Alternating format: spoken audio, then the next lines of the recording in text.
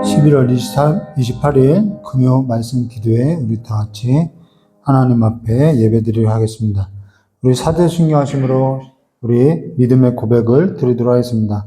전능하사 천지를 만드신 하나님 아버지, 내가 믿사오며 그 외아들 우리 주 예수 그리스도를 믿사오니 이는 성령으로 잉태하사 동정녀 마리아에서 나시고 근대요 빌라도에게 고난을 받으사 십자가에 못 박혀 주시고 장사한 지 사흘 만에 죽은 자 가운데서 다시 살아나시며 하늘에 오르사 전능하신 하나님 우편에 앉아 계시다가 저리에서 산자와 죽은 자를 심판하려 오시리라.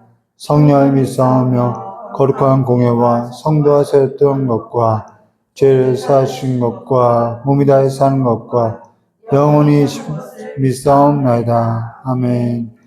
좋으신 하나님 아버지, 주께서 우리를 그리스도의 피로써 우리를 산바되었사오니 이제는 우리가 주의 소유물로서 온전히 주님을 믿고 따르는 삶이 될 수 있도록 주의 역사해 주시길 간절히 원하오며 기어 계신 예수님의 이름으로 기도드리옵나이다.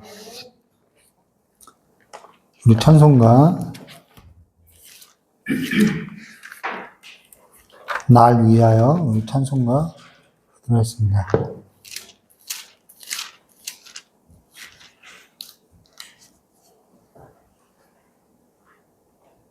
날 위하여 303장입니다.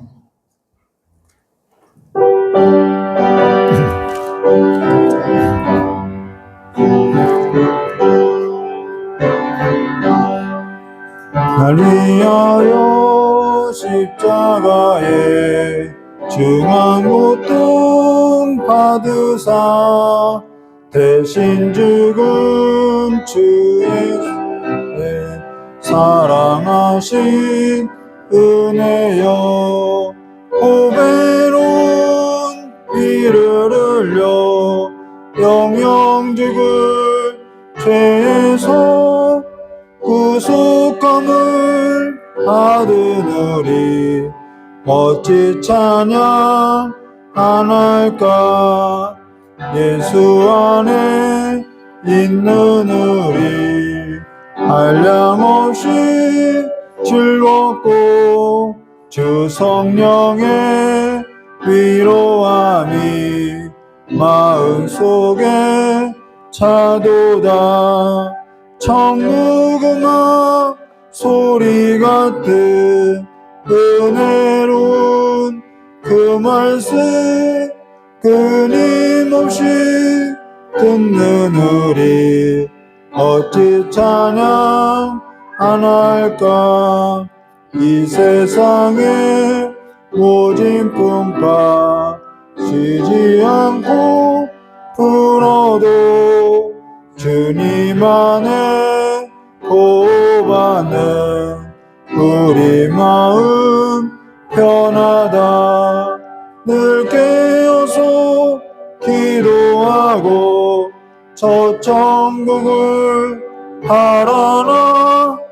주님만을 기다리니 어찌 찬양 안 할까. 우리 오늘 함께 나눈 하나님 말씀 갈라디아서 6장 11절부터 18절 말씀 함께 나누도록 하겠습니다. 목사님, 커피. 제가 예배 중에 늘 커피를 이렇게 마시게 되는데요. 이런 글이 올라왔더라고요. 예배 시간에 커피를 마셔도 됩니까? 안 됩니까? 이걸로 이렇게 글이 올라와서 읽었는데, 마셔도 되지요? 왜 안 되겠어요? 그렇죠? 그런 것이 뭐 본질적인 것도 아니고 진리의 문제도 아닌데 왜 그런 걸로 이렇게 다투는지 모르겠어요. 갈라디아서 6장 11절부터 18절입니다.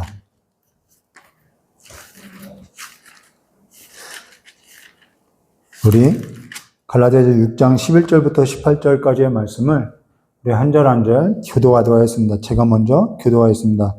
내 손으로 너에게 이렇게 큰 글자로 쓴 것을 보라.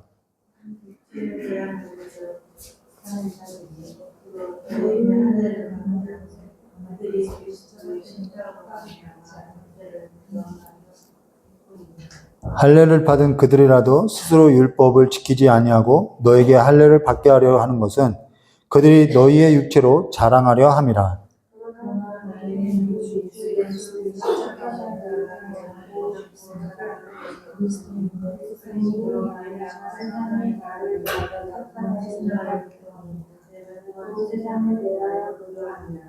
할례나 무할례나 아무것도 아니로되 오직 새로 지으심을 받은 것만이 중요하니라.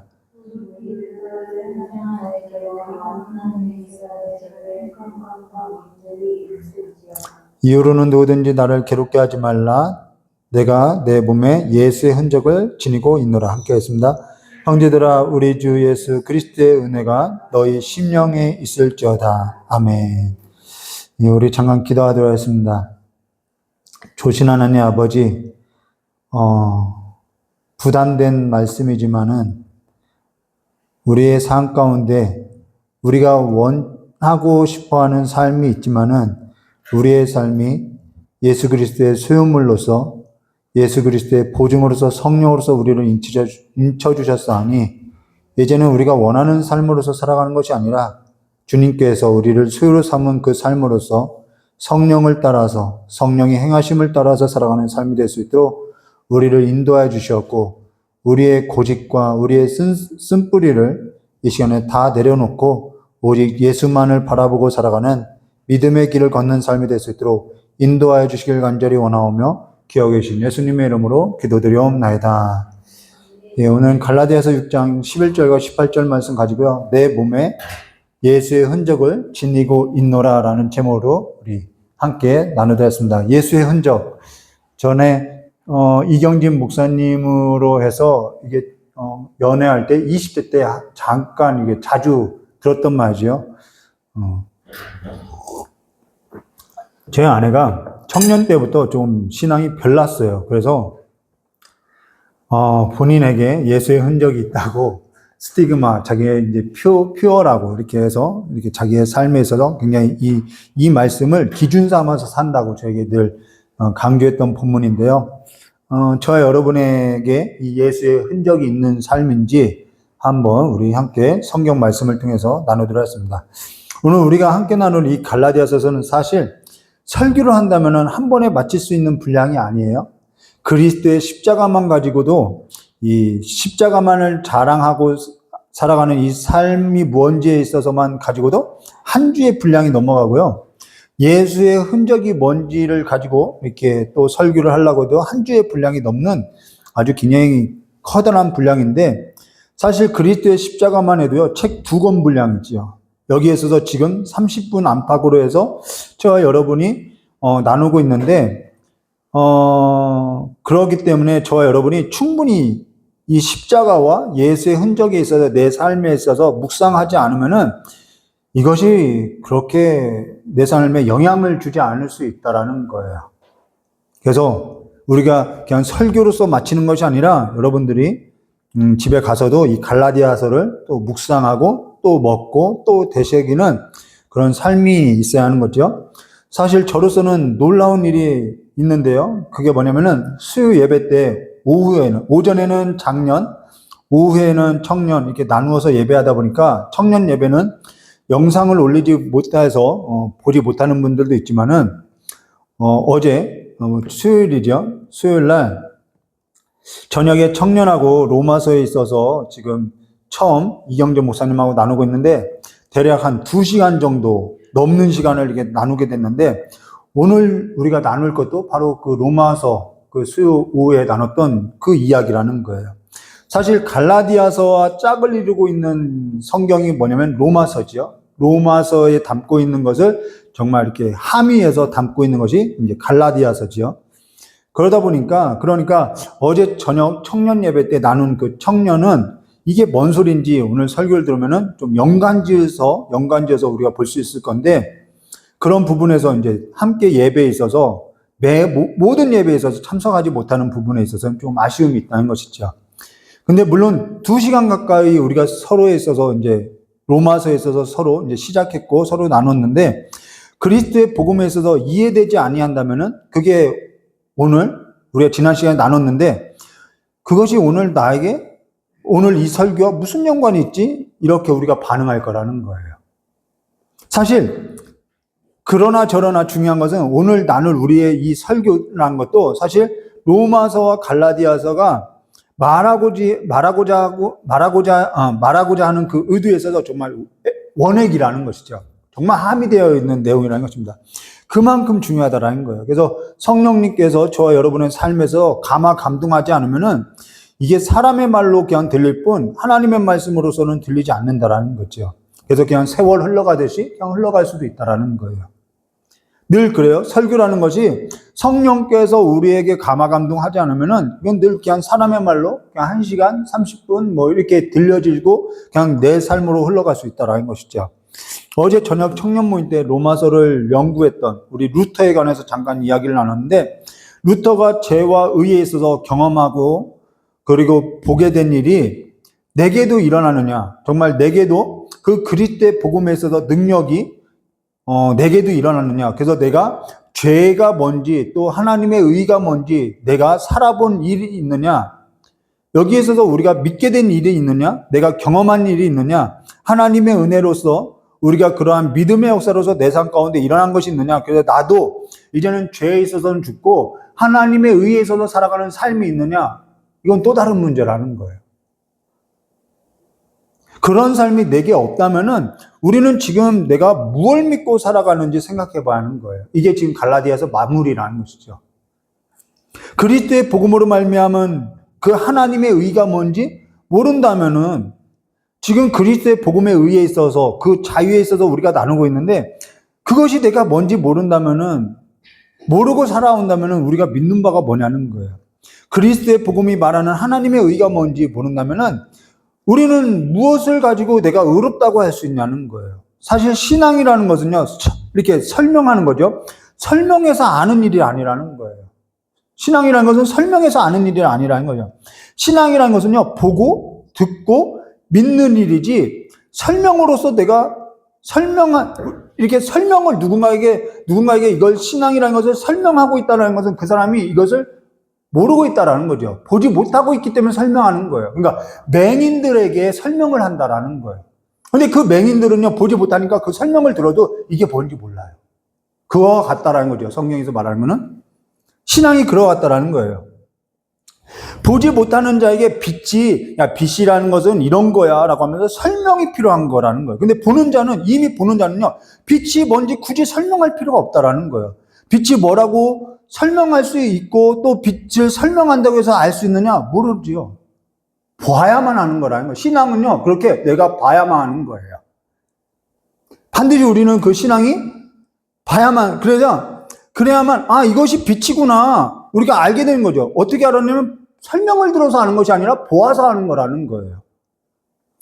그리고 그 빛을 보는 것은 이것이 빛이구나라는 것을 아는 사람은요, 그 빛 가운데 행하게 되어 있다는 것이죠. 그러니까 빛을 본 자는요, 누군가가 이렇게 빛에 대해서 설명하면은 그 빛에 대한 설명을 듣고 맞아, 동의한다라는 거예요. 맞아, 아멘, 그렇게 하는 거죠. 당신이 말하는 그 빛에 대한 설명이 맞아요 라고 이렇게 동의한다라는 거예요. 근데 빛을 보지 못하는 사람은 설명을 들어도요, 이게 뭔 소리야, 이해하지 못하는 거예요. 그 일을 누가 하냐면 성령께서 해주신다라는 것이죠. 그러니까 은혜를 아는 자가요, 은혜를 계속 알고자 살아가고요, 은혜에 있어서 반응하는 거예요.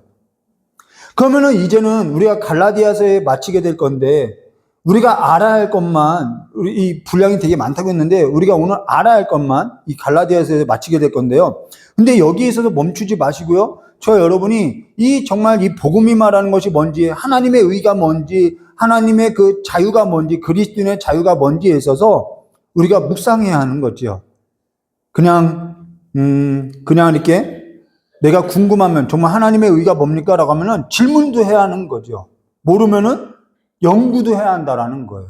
근데 그냥 듣고, 나 들었으니까 그냥 지나가면은 그냥 설명으로서만 그냥 마치는 거라는 거예요. 우리가 그렇게 세월을 허비하면 안 되는 거죠. 그럼 지난 설교 때 우리가 무엇을 나누냐면 심고 거두는 걸 나눴다는 것입니다. 심는 것은 무엇을 심는다면 그리스도를 심는다라는 거예요. 그리스도께서 우리 안에서 살아계시면 우리는 그리스도를 심고요. 그리스도로 말미암아 거둬들이는 것이 있다라는 것이죠.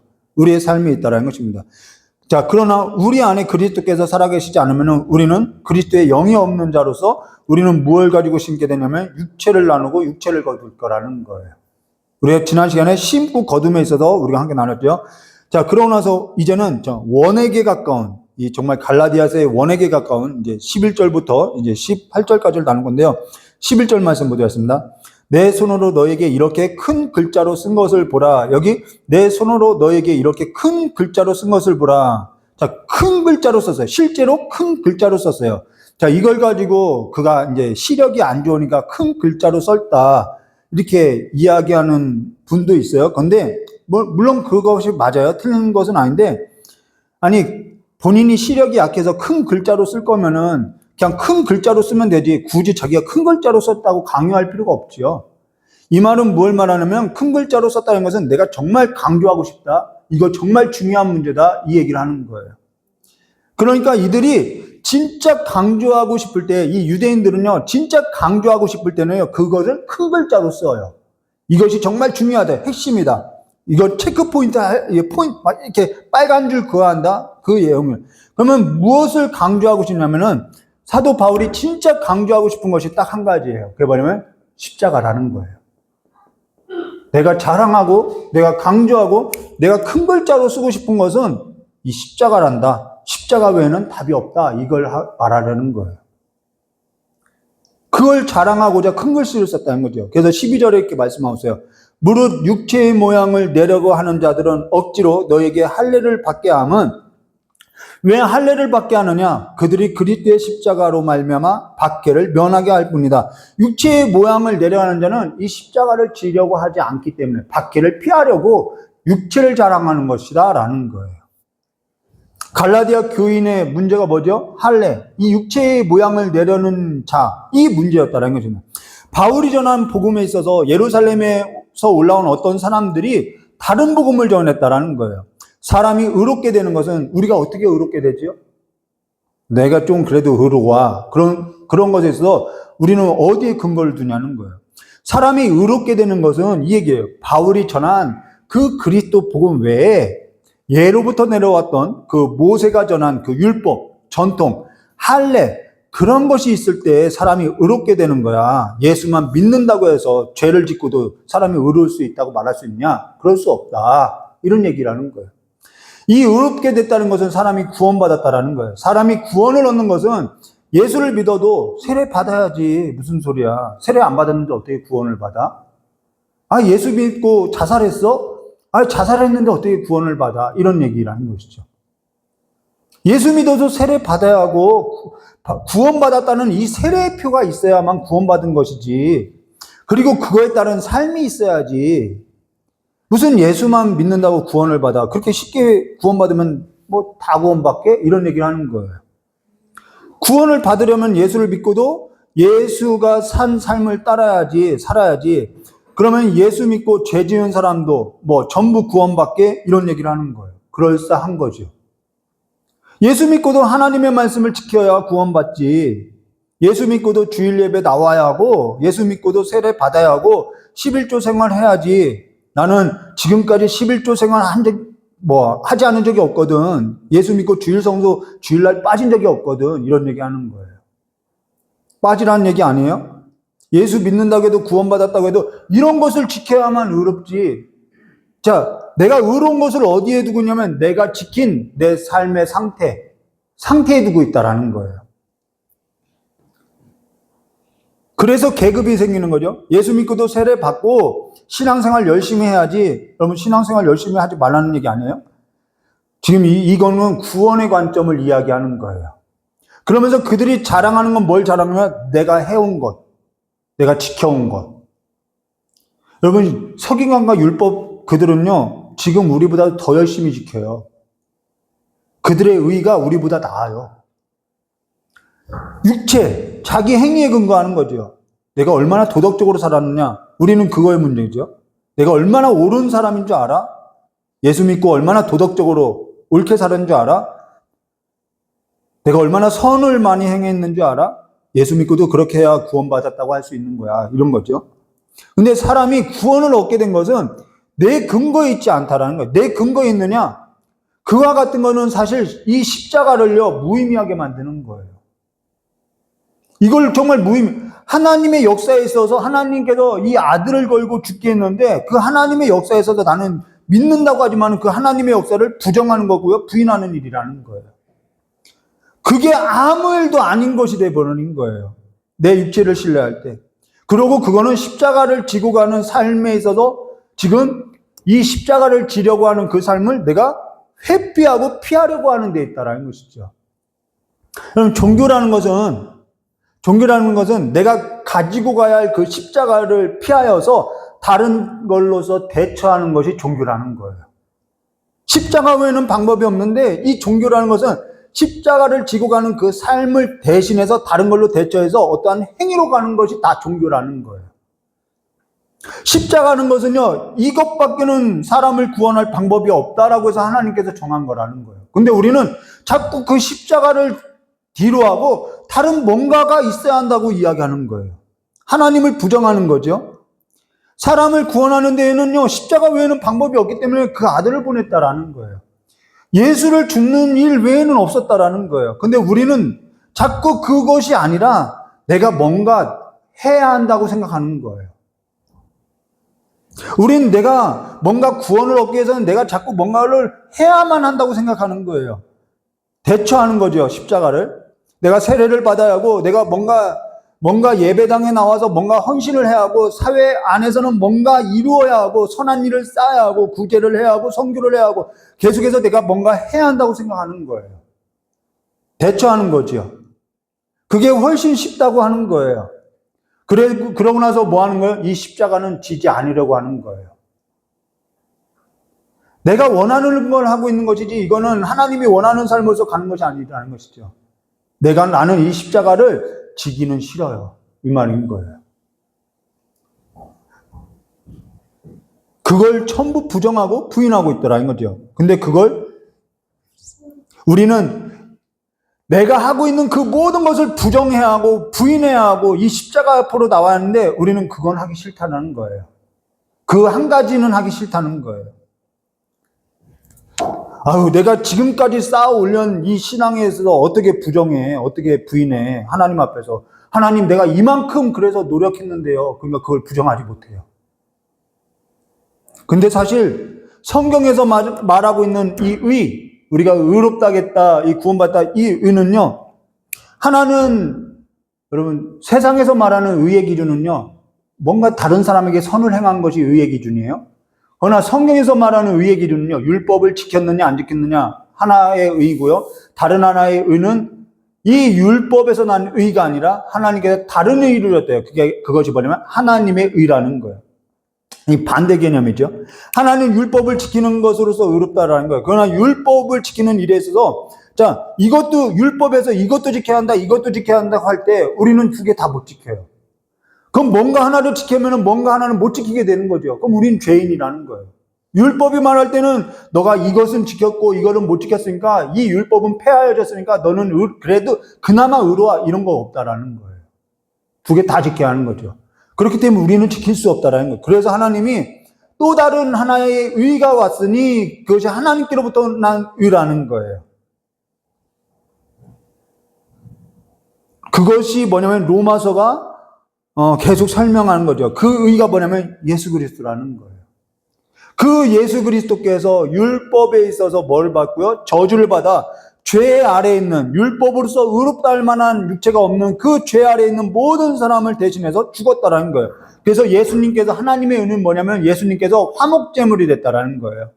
화목제물. 그래서 하나님과 우리의 사이가 죄로 인해서 갈라졌는데 화평케 됐다라는 것이죠. 우리가 하나님과의 화평이 됐다라는 것입니다. 그래서 예수 그리스도께서 우리의 화목제물이 돼서 우리가 그로 인해서 정말 의롭게 된 거죠. 그래서 사람이 의롭게 되는 것은요, 예수 그리스도밖에 없다라는 것이죠. 예수 믿는 일밖에 없어요. 우리가 의롭게 된 것은 어떠한 내가 이걸 지켰느냐, 어떠한 상태나 상황을 말하는 것이 아니라 우리가 의롭게 된 것은요, 법적인 구속력이라는 거예요. 하나님이 재판장이셔요. 하나님이 최종 판결을 내린 거예요. 너 의로와 그냥 여겨졌다라는 거예요. 이 하나님의 최종 판결에 있어서 뒤집을 자가 있느냐? 여러분, 이건 대법원 판사가 뒤집을 수 있는 문제도 아니라는 거예요. 사망이 어떠한 것도요, 이 판결은요, 뒤집을 수 없어요. 그래서 의로운 거라는 거예요. 이 판결을 보증하기 위해서 누가 왔냐면은 성령께서 이 판결에 있어서 우리에게 와셔서 너는 예수로 말미암아 그 핏값으로 넌 의롭게 됐어. 보증으로 서줬다라는 거예요. 그러니까 성령을 받은 사람은요, 이것이 내 힘으로 된 것이 아니라 하나님의 은혜로 됐구나. 그러니까 성령 온 사람은요, 그걸 믿는다라는 거예요. 이 은혜로 된 것에, 이 판결의 보증에 있어서 성령은요, 우리는 내가 은혜로 구원을 받았다는 것을 뭐 한다고 해서가 아니라 은혜로 구원받았다는 것을 믿게 한다라는 거예요. 그러니까 이것이 내게서 난 것이 아니라는 것을 확신하지요. 근데 거짓 교사는 뭘 하냐?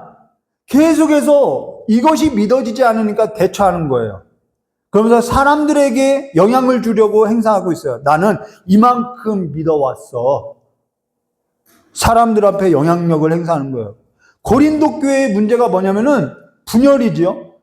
왜 분열이 일어났냐면 사람들의 영향력으로 인해서 분열이 일어났다는 것입니다. 나는 게바에게, 난 예수에게, 나는 아볼로에게, 난 바울에게 점점 사람들의 영향력과 규모로서 사람들이 모이기 시작하는 거예요. 세력화되는 거죠.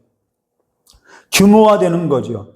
그러니까 어떻게 하죠? 사람들을 더 끌어모으려고 하는 거죠. 내 세력을 더 넓히기 위해서. 이것이 전형적으로 누가 하냐면 이단과 사이비 단체 집단들이 하는 거예요. 우리가 선교를 하니까 저 사람보다, 저 집단보다는 우리가 나아. 계속 규모를 크게 하는 거예요.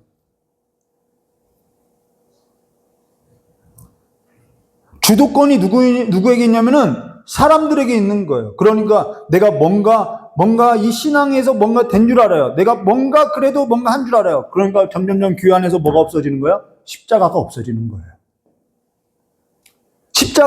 이 십자가를 바라보는 이 시선에서부터 사람들이 떠나기 시작하는 거예요.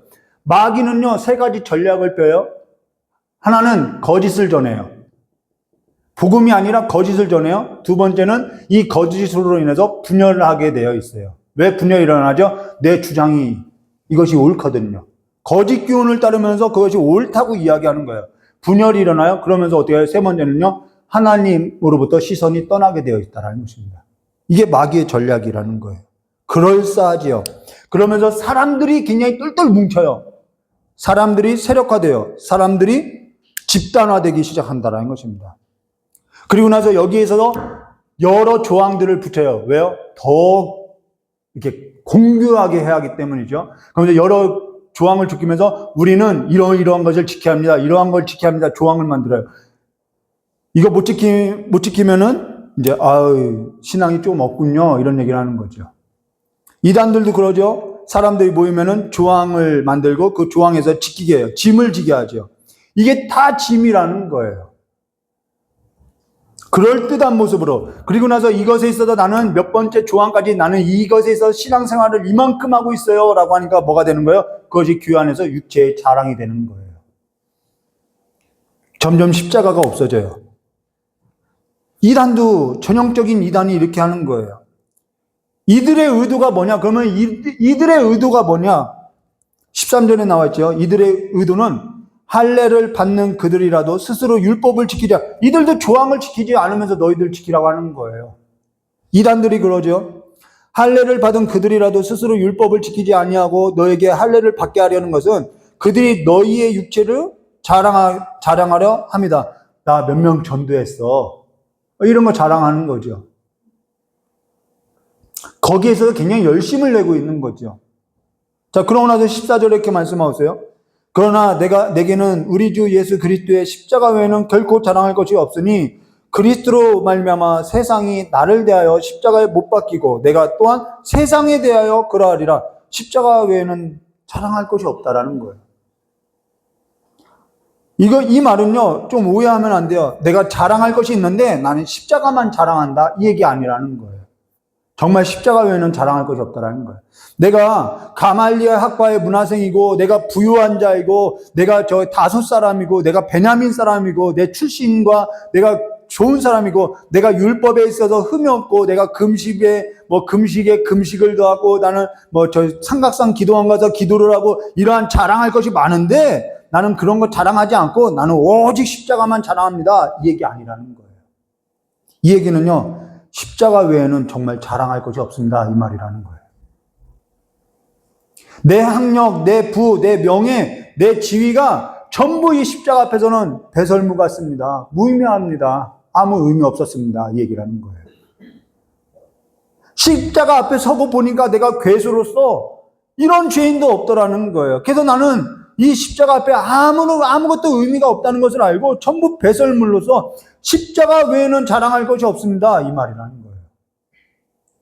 내겐 이것도 있고 저것도 있고 여러 가지 자랑거리가 있는데 그래도 내가 그걸 내려놓고 십자가만을 제일로 여기고 살아갑니다. 이건 십자가만 자랑하는 것이 아니라는 것이죠. 십자가만 자랑하는 것이 아니에요. 찬양 가사 이거죠. 죽으신 구주밖에는 자랑을 말게 하소서. 이 얘기를 하는 거예요. 지금 저와 여러분이 이도 있어야 하고 저도 있어야 하고 근데 예수도 있어야죠. 이거는요. 이방인들도 똑같이 했던 말이라는 거예요.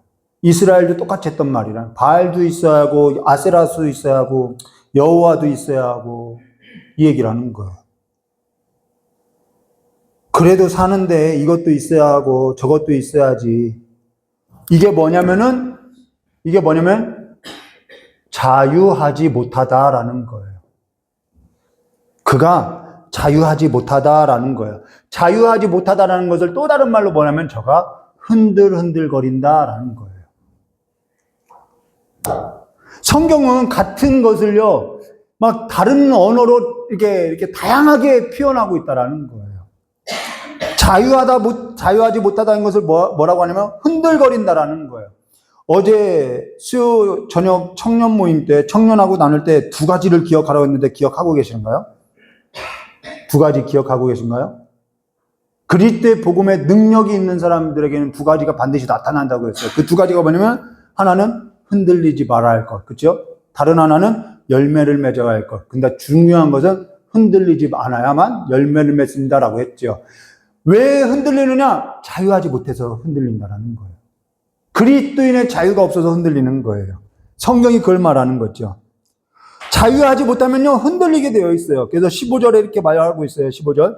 할례나 무할례가 아무것도 아니로되 이걸로 흔들리지 않는다라는 거예요.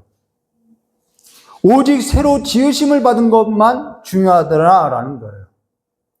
우리가 새로 지음을 받았다는 거예요. 새로 지음 받았다는 건 거듭났다는 거죠. 새로 지음 받았다는 것은 그리스도 안에서 내가 새로운 피조물이 됐다라는 거예요. 의롭게 됐다라는 거예요. 우리가 새롭게 지음 받았다는 것은 하나님하고 화목하게 되었다라는 거예요. 그래서 우리가 화목하게 하는 직분을 맡았다라는 것입니다. 이게 고린도 후서에 나오죠.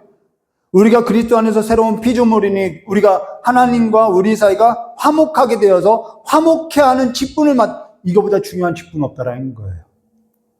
그리스도께서 우리를 대신해서 화목제물이 되었어요. 그로 인해서 우리가 화목하게 된 직분을 얻었어요. 이게 새로운 피조물이죠. 하나님께서 우리에게 새로운 피조물로서 새로운 직분을 주셨어요. 그것이 화목케 하는 직분을 맡기셨는데 새로운 직분을 주시고 새로운 직분을 맡기셨는데 그러고 나서 또 뭘 주냐면 우리를 화목케 하는 말씀을 주셨다는 거예요. 왜 우리가 화목케 하느냐? 어떻게 해서 우리가 화목할 수 있느냐? 무엇으로 심으면요? 그리스도를 심으면은 하나님과 사람들 사이에 갈라졌는데, 끊어졌는데 그 화목을 우리가 왜 그리스도를 심하느냐? 화목해 하기 위함이라는 거예요. 그래서 우리가 왜 그리스도의 인격으로서 살아야 하느냐? 화목해 하는 직분을 우리에게 주셨기 때문이라는 거예요. 이 삶을 우리에게 사명으로서 줬다라는 거예요. 그게 고린도서예요.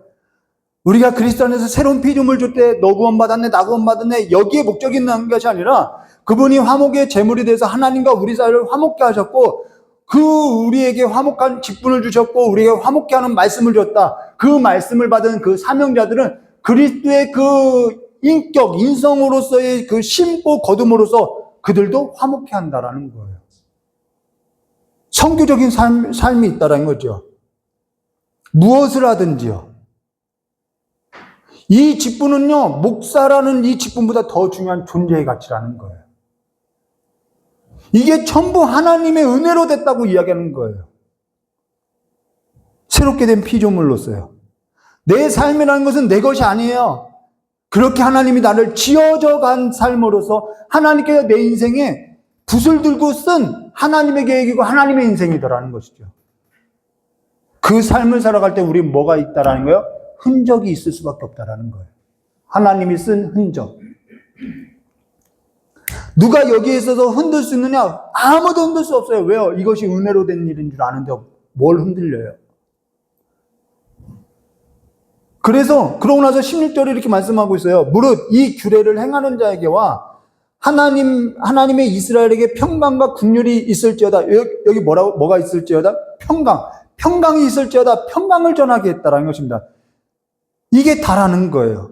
근데 그 평강이라는 것은 어디서 오냐? 십자가. 이 십자가에서 화목제물이 된 그 아들 하나님께서 우리에게 베풀어 주신 그 긍휼, 그거밖에 없다라는 거예요. 그가 희생제물이 되어서 우리를 화목케 했다라는 것이죠. 그러고 나서 17절에 이렇게 말하는 거예요. 이제 후로는 누구든지 나를 괴롭게 하지 마라. 내가 이것에 있어서 보냄을 받은 사도라는 거예요. 내가 내 몸에 예수의 흔적을 지녔노라. 사도 바울에게 있어서 뭐가 괴로운 일이냐? 다른 게 괴로운 것이 아니에요. 굶주리고 매맞고 옥에 갇히고 강도의 위험을 당한 것이 괴로운 일이 아니라 사도의 시비를 붙은 것이 괴로운 일이었다는 것입니다. 갈라디아도 지금 사도에 있어서 시비가 붙고 고린도도 전부 이 거짓 교사가 와서 사도권에 있어서 시비를 걸고 있다라는 거예요. 근데 사도 바울이 사도가 아니게 되면 어떠한 일이 되겠냐면은 그가 전한 그리스도의 복음도 아닌 것이 된다라는 거예요. 그러니까 사도 바울은 자기의 사도권을 변호하려는 것이 아니라 자기가 전하는 그 그리스도의 복음이 진짜라는 것을 변호하기 위해서 자기의 사도권이 진짜라고 하는 거라는 것이죠. 그런 말로서 그런 일이 고린도에도 있었는데요. 고린도 교회에서는 사도 바울이요, 살해를 받지 않아요. 자비량으로 선교해요. 그러니까 오늘날 목사들이 자비량으로 해야 한다, 뭐 해야 한다, 이런 말로서 싸우는데 그럴 필요가 없어요. 바울이요, 고린도에서 자비량으로 선교한 이유는 뭐냐면 당시에는 순회 교사가 있었는데 앞서서 말한 것처럼 이 거짓 교사가 사람들 귀에 들리기 좋은 말을 해주는 거예요. 그러면 사람들이 더 모이죠. 은혜 받았다고 하면서 사례를 많이 줘요. 사람이 많이 모이면 사례가 커져요. 그러니까 자꾸 재밌는 이야기를 덧붙였다라는 거예요. 그런데 이 사도 바울은 나는 그들하고 달라. 나는 그래서 그들과 같이 사례를 받지 않고 사람들에게 이렇게 뭐랄까요? 아첨하고 과장하려는 것이 아니라 나는 하나님의 보낸 자로서 나는 그런 사비는 안 받을 거야. 그래서 난 자비량으로 할 거야. 이런 의도에서 자비량으로 했다라는 것이죠. 내가 전하는 복음은 하나님이 보낸 복음이야 라고 그들과 다르다는 차원에서 자비량으로 했다라는 것입니다. 후원이 없어서 자비량으로 한 것이 아니라는 거예요. 그러니까 고린도 교회가 정말 사도 바울은 사도 맞구나라고 하지 않고요. 그럼 생활은 어떻게 하지? 뒤에서 누가 뒷돈 주는 사람이 있을 거야. 이런 말을 또 하는 거예요. 여러분, 사람이 악하게 보니까요, 계속 악하게 보는 거예요. 이게 사람이죠. 트집을 잡으려고 하니까 계속해서 트집만 잡는 거예요. 그런 일로서 사도 바울이가 굉장히 괴로움을 겪고 있다라는 거예요.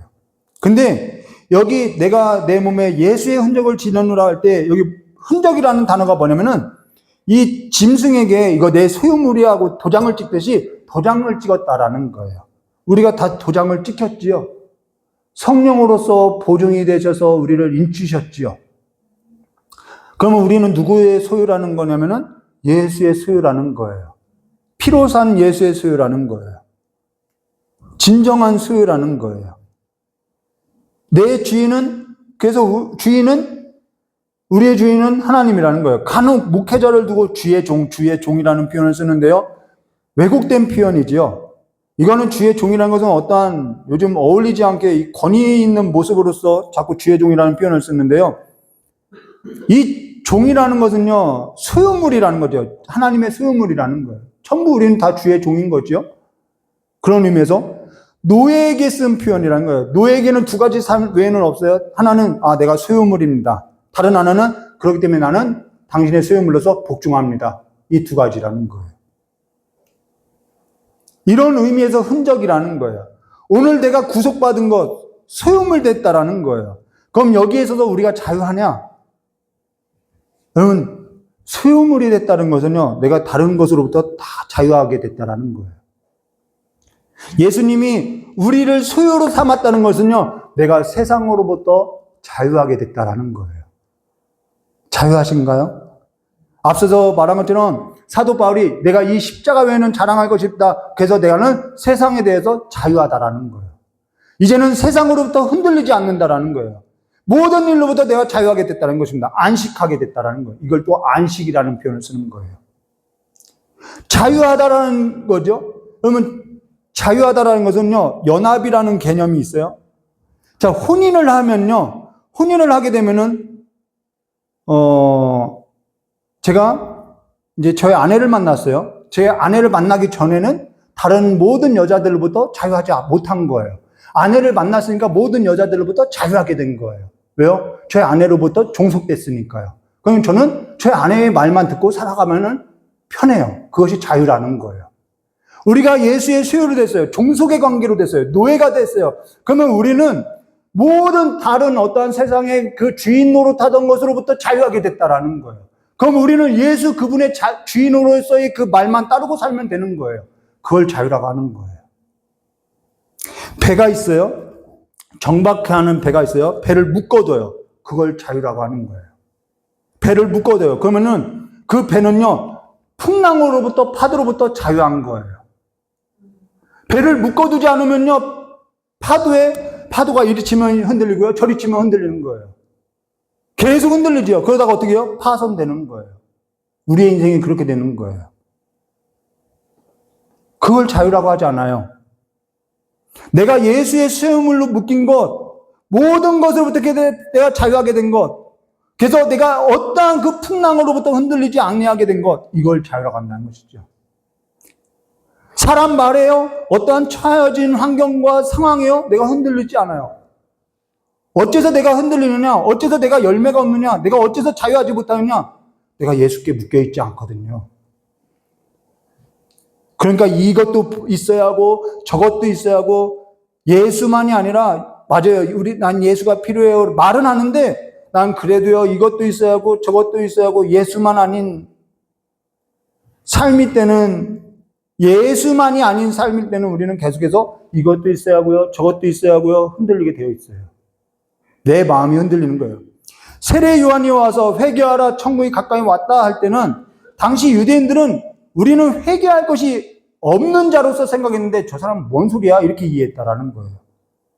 근데 세례 요한이 말하는 그 회개라는 것은 사람의 근본에서부터 생각과 말과 행동, 그 자세와 태도를 바꾸는 것, 합당한 삶을 사는 것을 회개라고 했어요. 근데 예수님이 와서 회개라고 할 때는 회개하라 천국이 가까이 갈 때 그 회개라는 것은요, 세례 요한이 말했던 그 회개하고 달라요.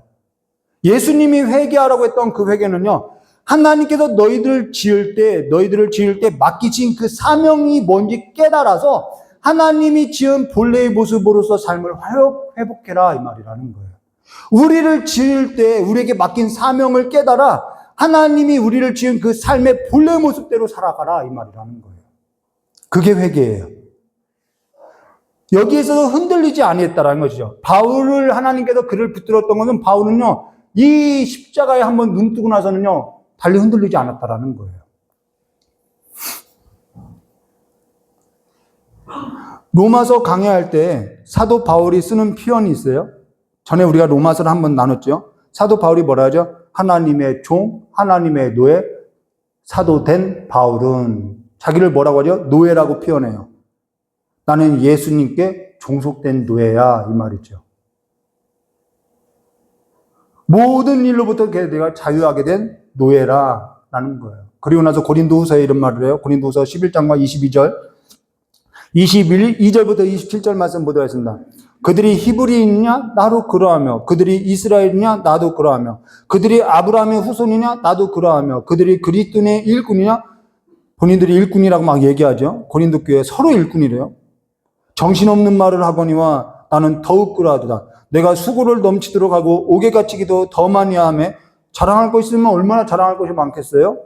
매도 수없이 맞고 여러 번 죽을 뻔하였고 유대인에게 40여 하나의 감한매를 5번이나 맞고 3번의 태장을 맞고 1번 돌에 맞고 3번을 파선하고 일주야 깊은 바다를 지났으며 여러 여행의 강의 위험과 강도의 위험과 동족의 위험과 이방인의 위험과 신의 위험과 광야의 위험과 바다의 위험과 거짓 형제 중의 위험을 당하고 또 수고하며 애쓰며 여러 번 자지도 못하고 줄이고 목마르고 여러 번 굶고 춥고 헐벗었느라 이것이 예수의 흔적이 아니라는 거예요. 우리는 이것을 나 이렇게 살았어 이걸 예수의 흔적으로 하는데 이것이 예수의 흔적이 아니라는 거예요. 여기 모든 게 뭐하라는 거야? 나를 어쩌지 못했어 이 말을 하는 거예요. 흔들 수 없었어. 이게 자유라는 거예요. 이게 사명 맡은 자라는 거예요. 본래의 모습을 회복한 모습이라는 거예요. 파도가 와요. 성난 파도가 와요. 근데 파도의 역할을 못 하더라는 거예요. 어려움이 막 와요. 근데 어려움의 역할을 못 하는 거예요. 고난이 와요. 고난의 역할을 못 하더라는 거예요. 파도가 밀려오는데 파도의 역할을 못 해요. 연애를 할 때, 제 아내하고 저가 연애를 할 때 주변에서 비난하는 말을 참 많이 했어요. 근데 제 아내가 딱 한마디 해서 저에게 오빠 흔들리지 마. 비난할 것 다 하라고 해. 다만 제자리에만 두라고 얘기해. 라고 이 얘기를 했어요. 흔들리지 않더라는 거예요. 왜요? 오빠하고 나 사이는 하나님이 맺어졌기 때문에 괜찮아. 흔들릴 일이 없어. 이거죠. 비난이요? 비난의 역할을 할 수 없어요. 우리는 그 사람의 말에 내가 흔들리고 있어요. 귀신이 와도요, 귀신의 역할을 못 하는 거예요, 그러니까. 성경은 이들을 뭐라고 정의했냐면은, 예수의 묶인 자. 위험이나 칼이나 강도의 위험이, 이 어떠한 것도요, 이들을 어쩌지 못하다는 거예요. 역할을 못 해요. 그래서 이들을 뭐라고 정의했냐면은, 예수의 묶인 자. 그래서 히브리서 나오죠? 히브리서 11장 31절. 이런 사람은 톱으로 켬을 당하고 가죽의 옷을 벗겨지고 이런 사람들은 세상이 감당하지 못한다. 세상이 세상 역할 못하더라. 그들이 광야와 산과 동굴과 토굴에 유리하였느냐. 세상이 세상 역할을 못해요. 저 사람이 부유하게 사느냐 이 사람이 가난하게 사느냐 그것이 부유냐 가난이 저 사람에게 영향을 주지 못하더라는 거예요. 길을 갈 때 옆에 꽃이 피었느냐 안 피었느냐 그것이 영향을 주지 않는다라는 거예요. 그런 모든 일로부터 뭐 했다라는 거예요? 저 사람이 자유하게 된 거예요. 그걸 뭐라고 한다고요? 예수의 소유물, 저 사람이 예수의 흔적 가졌네. 그걸 예수의 흔적이라는 거죠. 그들이 자랑하는 것은 그런 육체의 자랑이 아니라 박해를, 앞서서 말했죠? 이 박해를 피하려고 하는 거라고. 박해를 피하려고도 하지 않아요. 어려움을 피하려고 하지 않아요. 자기에게 맡겨진 일이라고 하면은 여기서든지 저기서든지 그냥 살아가요. 묵묵히 살아가는 거예요. 왜요? 예수께서 여기서 살라고 하면 살아야지. 내가 주인도 아닌데. 그게 소유물이라는 거예요. 히브리서를 기록한 이 기록자가 믿음 있는 사람, 그 예수의 사람을 말할 때 믿음장에서 뭐라 하죠? 믿음의 주유신 예수를 바라보라 할 때 그 바라보라 할 때가 그 바라보라는 게 쳐다보라는 얘기가 아니라 그들이 예수께 묶여있는 자라라는 거예요. 고정됐다라는 거예요. 전 오늘 예수 그리스도의 노예가 되고 싶어요. 내가 원하는 대로 살아가는 삶이 아니라 정말 이런 노예가 되고 싶어요. 예수의 종속된 자로서 살고 싶어요. 이 말은 아직 내가 예수의 노예로서 살고 있지 못하기 때문에 결단하는 거죠. 이미 예수의 노예로서 살아가는 사람은요, 결단할 필요도 없이 그냥 살아가요. 근데 왜 다짐하고 왜 결단하냐? 내가 예수님께 종속되어 있지 않으니까 결단이라도 하는 거죠. 신앙이라는 것은요, 살아있는 고백 위에 있는 삶이라는 거예요. 내가 신앙 고백을 암송하고 있느냐, 설교를 많이 듣고 내가 이해됐느냐, 거기에 있는 것이 아니라, 진짜 신앙이라는 것은요, 이러한 살아있는 내가 지금 하나님을 고백하는 이 고백 위에 내 삶이 살아있을 때, 진짜 살아있다라는 거예요. 지금 내가 흔들리고 있는 것은 뭐 하지 못한 거예요? 자유하지 못한 일이고, 지금 내가 흔들리고 있다는 것은 예수의 수유물로서 내가 아직 이 인식이 부족하다라는 것이죠. 부족할 때 흔들리는 거예요.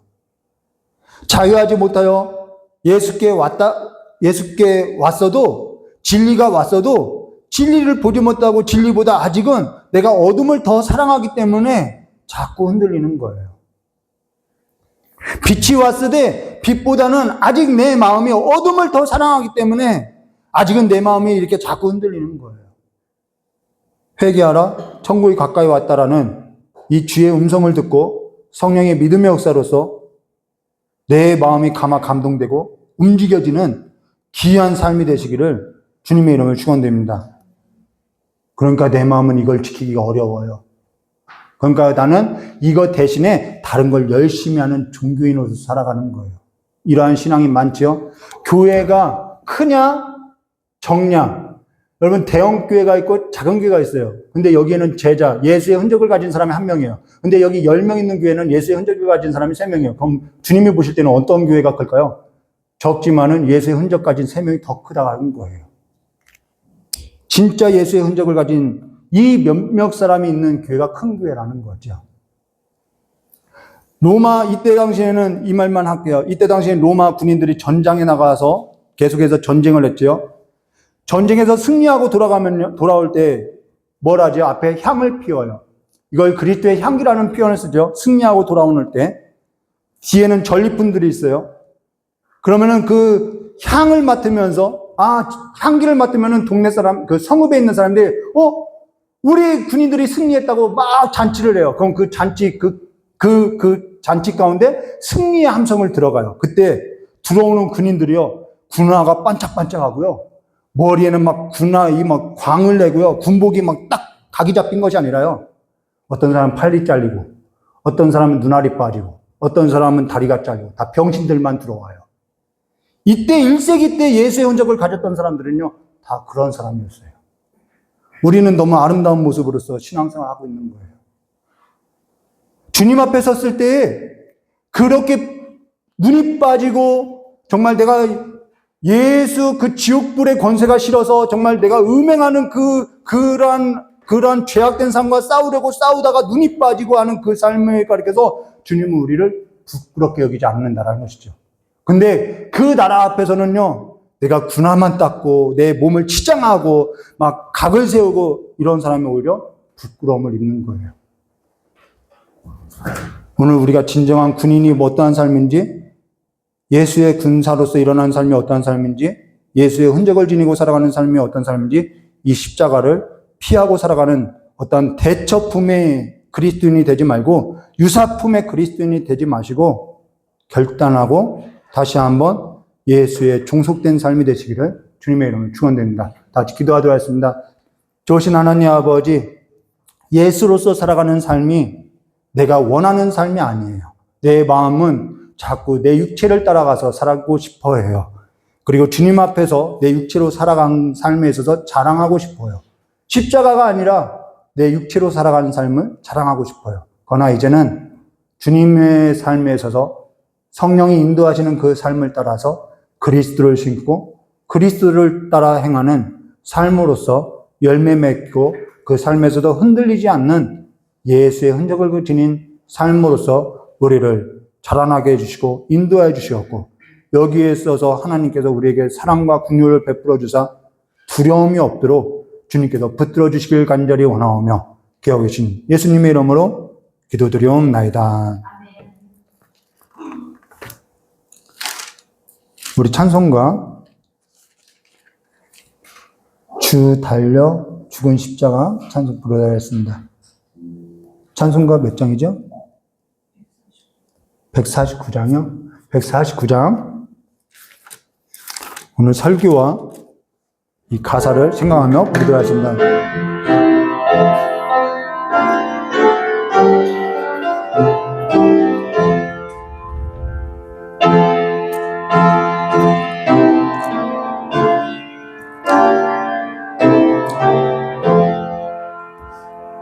주 달려 죽은 십자가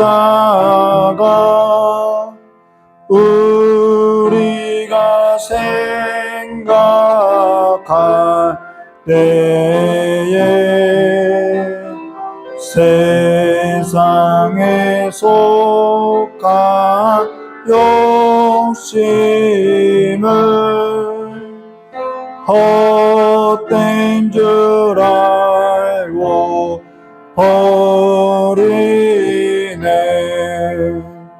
죽으신 구주 밖에는 자랑을 말게 하소서. 보혈의 공로 힘입어 교만한 마음을 버리네. 못 박힌 손발 보니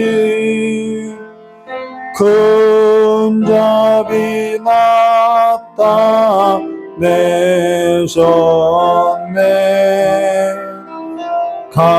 가시로 만든 면류관 우리를 위해 쓰셨네. 온 세상 만물 가져도 주은혜 못다 갚겠네. 놀라운 사랑 받은 나 몸으로 재물 삼겠네. 하나님께서 우리를 때로는 부유하게도 하실 수 있어요. 우리를 때로는 가난하게 하실 수 있어요. 그러나 우리가요, 내가 부유함 가지고 사는 거 아니고요, 내가 가난함 갖고 사는 것이 아니라요, 내게 그건 맡겨진 삶인 거죠. 나를 부유한 자로 맡겨준 거예요. 나를 가난한 자로 맡겨준 거예요. 예수의 삶으로서 살아가는 삶이 되시기를 주님의 이름으로 축원드립니다. 이 시간 깨달은 말씀 붙들고 잠깐 다 같이 기도하도록 하겠습니다. 좋으신 하나님 아버지, 날마다 주님 앞에서 내 원대로 살아가는 삶, 내 원대로, 하나님의 뜻 말고 내 원대로 해달라는 우리의 삶의 기도가 이제는 주님 앞에서, 비록 내가 내 원대로 살고 싶고 하나님이 원하는 대로 살고자 하지 아니하는 내 안에 옛삶이 있음을 이 시간에 고백하오니, 주여 그 삶에 이제는 십자가 앞에 예수 그리스도와 함께 죽었사오니 이제는 예수와 함께 살아가는 삶이 뭔지, 예수님께서 살아가는 그 삶이 뭔지, 예수님께서 바라보는 그 시선이 어디에 있는지 그 삶을 따라서 뚜벅뚜벅 주어진 삶을 묵묵히 아버지 감당하며 감내하며 걷는 삶이 될 수 있도록 저 역사해 주시길 간절히 원하고 나옵니다. 아버지 풍랑이 있어서 흔들리는 삶이 아니라 이제는 주님 앞에서 시선을 고정하고 아버지 주님과 함께 풍랑이를 걸으라고 했던 아버지 무리를 걷는 삶으로서 이제는 날마다 우리의 시선을 떼고 살아가는 것이 아니라 주님을 바라보고 아버지 하늘의 양식을 삼고 살아가는 삶이 될 수 있도록 저 역사해 주시었고, 이제는 교회가 교회되게 해주시고 성도가 성도되게 해주시었고, 아버지 하나님께서 지으신 그 삶으로서 회개하라, 천국이 가까이 왔다, 너희들은 내가 지은 그 삶의 모습으로서 삶으로서 회복하고 나에게 나와서 먹고 마시고 목마른 자도 와서 먹으라고 했던 그 주님 앞에 나와서 참으로 수고하고 무거운 짐을 내려놓고 자유한 자로서의 안식을 누리는 삶으로서 주님과 함께 화목하게 된 삶으로서 평강과 평강을 누리는 삶을 살아갈 수 있도록 저 역사해 주시고, 아직 하나님 안에서 자유하지 못하는 많은 이들이 아버지와 멸망의 길로 가고 있는, 거기가 멸망인 줄도 모르고 멸망의 길로 가는 자들을 향하여서 외치는 삶으로서 십자가 앞으로 나오라고, 주님 앞으로 나오라고, 주님께서 우리를 돌보실 거라고, 주님께서 우리의 생명을 주고 우리의 물을 내고, 광야에 비록 광야라고 해도 그 광야에서 샘을 낼 분은 하나님밖에 없음을 이 시간에 고백하고, 날마다 우리의 신앙의 고백이, 하나님을 믿는 그 고백이 내 하나님은 전능하신 하나님이라고, 살아계신 하나님이라고, 죽으셨다가 부활하신 하나님이라고 고백되어지는 삶이 될 수 있도록 우리의 믿음이 흐트러지지 아니하도록, 우리의 믿음이 흐트러지지 아니하도록 우리를 붙들어 주시길 간절히 원하고 합니다. 오늘도 다시 한번 우리의 마음을 붙드시는 성령 하나님을 의지하고 살아가는 그 삶에서 다시 한번 우리의 마음이 아버지 붙들려서 살아가는 삶이 되시고 역사해 주시옵고, 우리를 붙들어 주시길 간절히 원하오며 기도하시옵소서. 예수님의 이름으로 축복하며 기도드리옵나이다.